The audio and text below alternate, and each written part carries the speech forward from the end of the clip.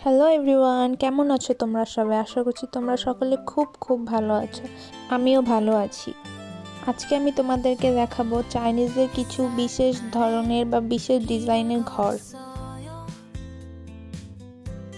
আজকে আমি গিয়েছিলাম একটা গ্রামে, যেখানে আছে চাইনিজের আগের কালের কিছু বিশেষ ডিজাইনের ঘর, যেগুলো এখনো সুরক্ষিত রয়েছে। তো এই তো আমরা সেই ঘরের উদ্দেশ্যে রওনা হয়ে গেলাম। আমরা এসে পড়েছি আমাদের গন্তব্যস্থলে।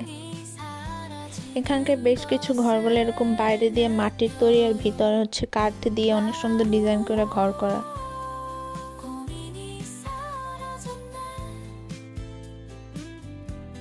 অবশেষে আমরা খুঁজে পেলাম এই ঘরগুলো।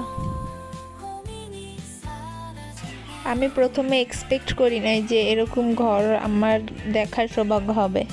এই বাড়িটা হচ্ছে চারকোনা ডিজাইনের করা। এই বাড়িটা একটু ছোট থাকা, এটার মধ্যে মনে হয় 50 বা 70টার মতো ঘর ছিল। এই বাড়িতে প্রায় 70 থেকে 80 জনের মতো মানুষ বসবাস করত।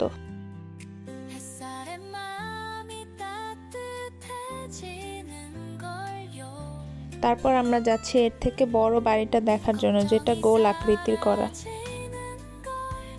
এই বাড়ির বাইরের দিকটা ঠিক এমন দেখতে, বাইরে দিয়ে মাটি দিয়ে ডিজাইন করা এবং ভিতরে পুরোটাই কাঠের তৈরি হয়। আমি এই বাড়িটা দেখার পর রীতিমতো অবাক হয়ে গিয়েছিলাম।